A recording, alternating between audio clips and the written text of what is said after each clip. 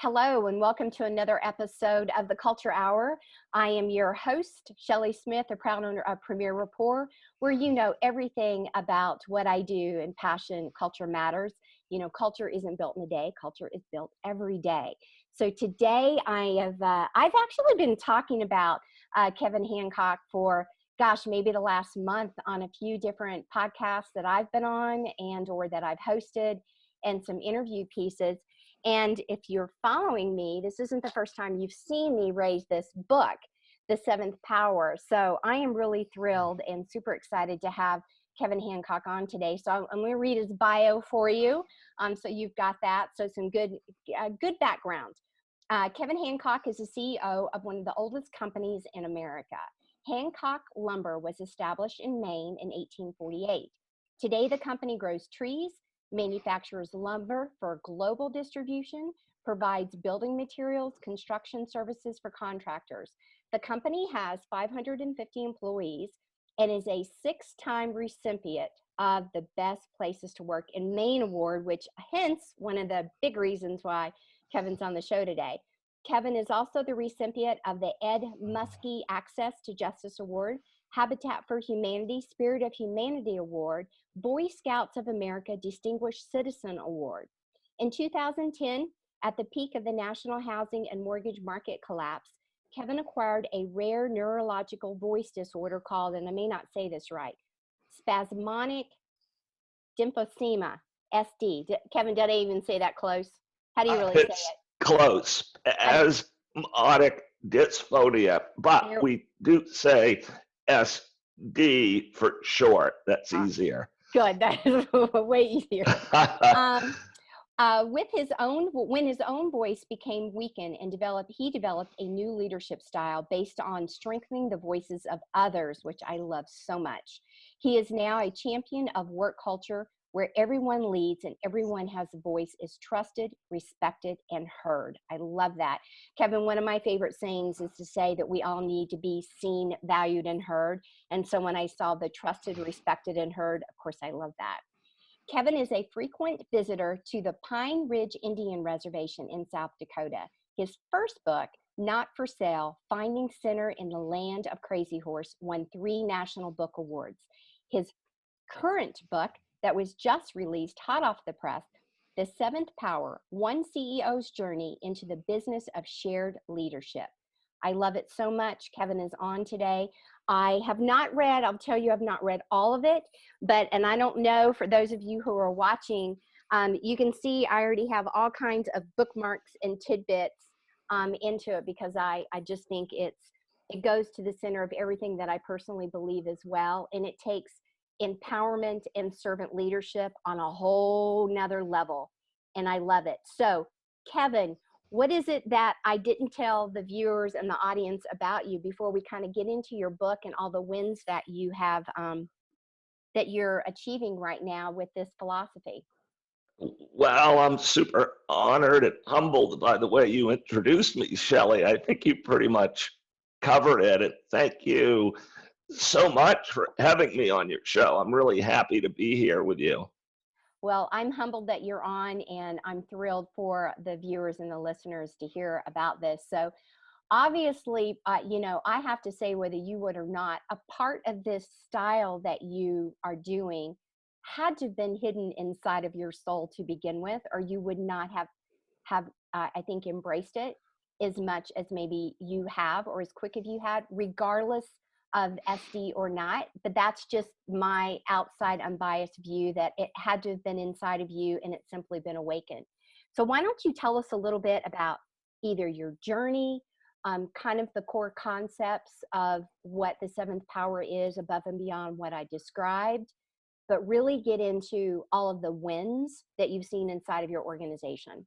Sure. Let me just start with the journey, a quick summary. So in 2010, during the peak of the housing and mortgage market collapse, I began to have trouble speaking, something I'd always taken for granted, never thought about it, done a lot of. As a CEO, you might say your voice is your primary tool, and suddenly I couldn't really use it. And long story short, in terms of an example that really tipped my thinking about leadership in a very different way. When it's difficult to talk, you develop strategies for doing less of it. Yeah. And my primary strategy at the time was to answer a question with a question, thereby putting the conversation back on the other person. So someone would come up to me at work with a question or a problem, and previously I would have given a CEO directed answer to that question, but I now simply started saying, that is a good question. What do you think we should do about it? And while initially this was just a voice protection strategy, in time, what I saw really intrigued me and excited me. And I would summarize it this way: people actually already knew what to do. Mm-hmm. They did not actually need a top down solution to the vast majority of challenges that they faced in the course of a workday.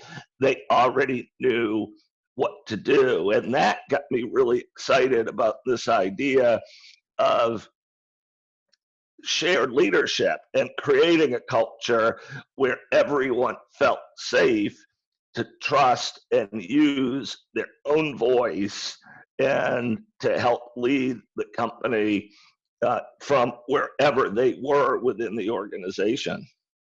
How did you begin to shift the, I'll say your immediate direct reports to obviously start to use these same techniques? Because it's, I want to make sure that the viewers and the listeners understand that these are not things that happen overnight. It's an absolute intentional shift. So what are some of the things that you did with your direct reports to help them? Yeah, that's such a great question. It's such an important point. We've been working on this culture shift now for a decade, and I would say it took several years before it really tipped in a powerful way. But in summary, what we started asking our managers to do and our supervisors was to think differently about the nature of leadership, that leadership was something to be dispersed, not collected. Mm-hmm. And we really started talking a lot about restraint as the key, as a key leadership concept. And I think of restraint as having the power to make the decision, Mm-hmm. but not making the decision, essentially having patience for process and creating space for dialogue and everyone having the opportunity to participate in key discussions around the most important aspects of the company's work, whether it's strategy or best practices or whatever the case might be. So try to get our managers to start managing others a little bit less is kind of counterintuitive Mm-hmm. change that we began working on, giving people more space and opportunity to lead themselves or in their work groups. That completely makes sense, and I get it, and I appreciate you being very transparent that it takes time. Like you said, you've been working on it for a decade, and I found the companies and the owners that really get that workplace culture is what thrusts them forward in the thriving stage, out of stabilization and thriving, are the ones that are far more agile and have the shared leadership and understand that there's always something new that we can do, that we can learn, that we can shift. And clearly you are a living example of that. So let me ask you this. Out of the team that you had, kind of the direct report team, the number of, deemed supervisors, I guess, people managing people. I'm always curious, did any of those numbers shift from an organizational chart to where they are today? Does that question make sense? It does. We definitely have fewer managers and supervisors today than we would have a decade ago. So we've been able to really flatten the organization and to eliminate um, some layers Mm-hmm. in that traditional structure. I would say we probably decreased the size of the management team probably by a third or more over the course of a decade. Just naturally, there was no big move that triggered that. Yeah. It simply was over time that um, once we started realizing that we wanted everybody to lead, it actually took less management structure to govern that Mm-hmm. than it did to more tightly control what people were doing. Yeah, the self-regulation begins to kick in to that point. So Correct. with that, I'm also always curious about the longevity of the team members.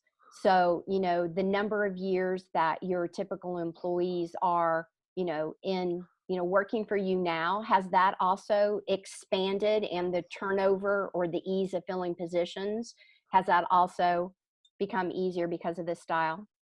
Yeah. So our company's always been a place where people tend to come and stay for a long time.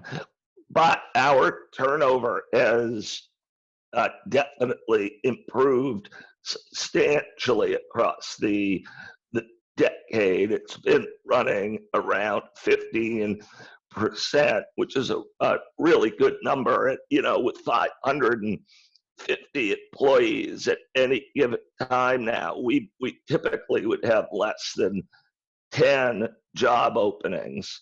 So yeah, I think one of the key points is a lot of these ideas that we're talking about are um, idealistic in a lot of ways, but they're also exceptionally practical in the world today, where people are mobile and they can choose where they do and don't want to work. I think it's pretty self-evident that people would rather be a part of a community where their voice is trusted, respected, valued, and heard, and where they feel empowered and served as individuals, where they're taking more than just economic value from their work experience, which I think is one of the big opportunities for change, is to start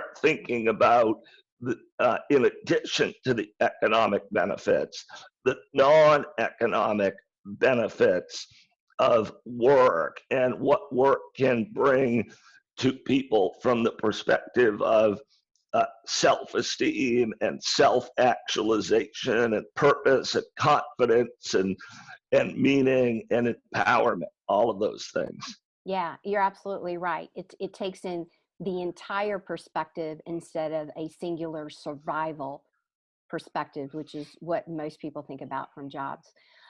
What is, and you may have just answered this, what has been the biggest eye-opening or aha or lesson learned over the last decade for you? Well, I would say that it's easier, much easier, to share power and disperse it than to collect it. As I stand back and look at our corporate transformation, which started with personal transformation. Job number one was that I had to look at myself and change and become a change that I wanted to see, but that really keeping tight control at the corporate bureaucratic center actually is hard work. That requires lots of structure and lots of energy and activity. It once you make that leap to trust the idea that everybody can lead, and that power is something to be dispersed and shared, management becomes a lot easier, and it becomes a very different exercise. When everybody's leading, it's lighter for everybody all the way up and down the value stream. I love that. So the stress level, I would think, where people think that it becomes greater, I'm hearing you articulate it actually goes in the opposite direction once you lean into the shared power, the shared leadership. Am I getting that right? Yeah, yes, totally. And the other thing we found, I often make a point of talking about this, I think one of the worries about a shared leadership, dispersed power approach to governance is that will mean a lack of discipline or chaos or a bit of anarchy, like everyone just does whatever they want. What we found happens is the exact opposite, that people are much more willing to support that which they help create. And when people are participating in talking about core values or best practices or disciplined systems, they are much more apt to support all of those things in a deeper, more powerful way. So our productivity, our accuracy, our commitment to best practices all have strengthened by allowing everyone to have a voice in creating and improving them.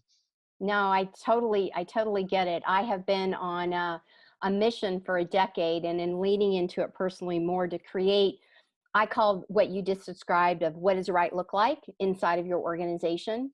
And I do that and help clients create culture playbooks. So I don't know if you have those or not, but not the HR manual of policy procedure, but what do the behaviors look like that stand up our shared purpose? What are those characteristics and behavioral alignment for mission, vision, value? What does it look like, sound like, feel like? What do we believe when we communicate, when we work as a team, when we problem solve, when we innovate? And you're right, when I cannot stress enough for anybody listening, when you are a part of it at any level of that creation, it is the house that we built. And you want to protect that house with everything that you believe. So again, I love that so much, and definitely encourage the viewers and listeners to read your book to better lean in. And if they've not created their culture playbooks, that they absolutely need to do that, because it seems like it's hard, and it seems like it's the harder way, but as you said, it's quite the opposite. It's quite the opposite. Some of the teams that I work with have found, I will say that during these times of COVID-19, the ones that were already doing what you were doing are not freaking out as much, because the team is coming together with new ways to do whatever, products, services, communication, shared roles. And it's amazing what's coming out of the crisis. People are stepping up even further because they've been valued instead of, shutting down. So what are there any specific tips or mindsets for people who are thinking about this more agile type of model that you can, give them to kind of help them shift their mind to tiptoe into the water if they've not done that yet? Well, that's a great question. One answer to that, to me, would be I think it's really healthy here in the 21st century to pause and think about what the very purpose or mission of work should be, and to aspire to something bigger and higher than just um, all focus on serving the corporate profit model. We have changed the mission of our company.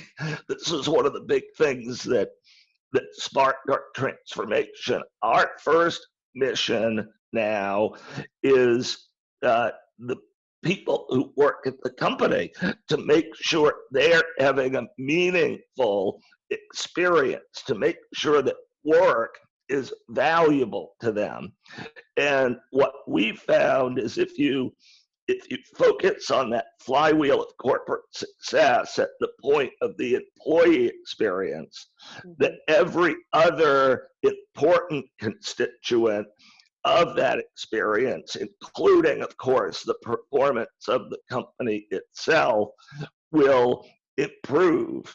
So I now like to talk about profit as a super important outcome of a higher purpose.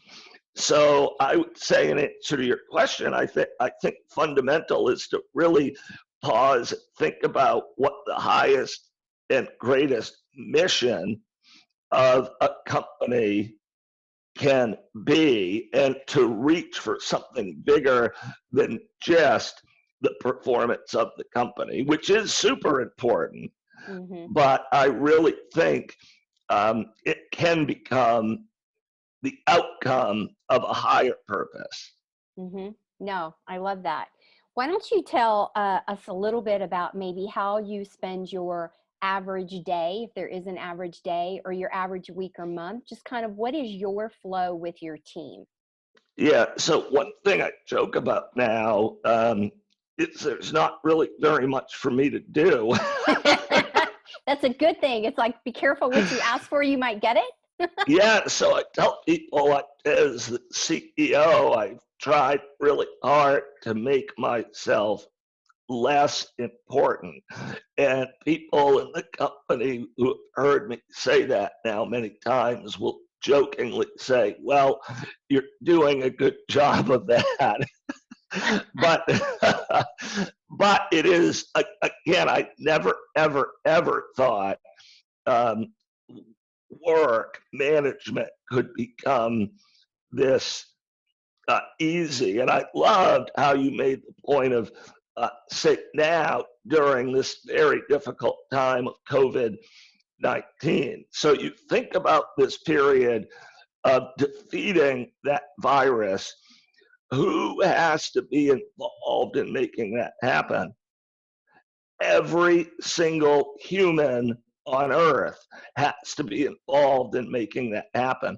Who has to be involved in making that happen within a corporation? Every single employee. That you couldn't do it centrally. And we have actually talked a lot about in the past few weeks how thankful we are that we've been a decade into this power dispersing structure, so that all across the organization, everyone's coming up with the solutions and the strategies to work in a clean, distant, safe way. And we've been able to figure out how to do every single job in our company more than 6 feet apart. You know, ours is one of those industries where you have to come to work to do it. We cannot make lumber from our couch in our sweatpants. We have to actually be there, do it. And it's been super impressive to watch people find safe, distanced ways to do everything we do.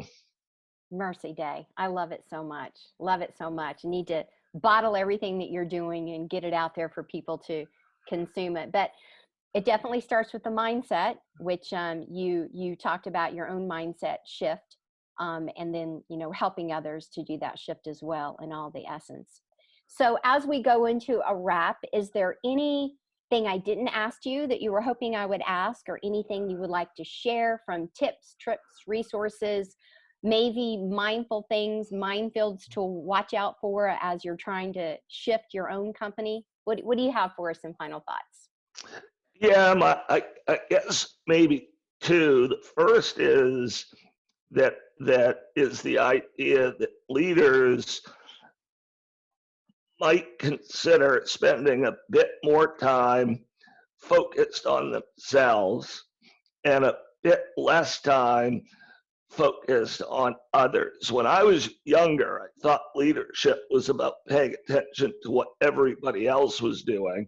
And while obviously that has to happen to a degree, today I really think leadership is about paying attention to what I'm doing. And I love that iconic thought from Gandhi about becoming the change you wish to see in the world. And I found that that's the only real path to leadership transformation and excellence, is for leaders to learn to look inward, to focus on themselves, to become the change they wish to see in the world, and then create a corporate culture where others can do the same. The only person I can really consistently influence is myself. And when I got focused on that, again, the work got a lot easier for me.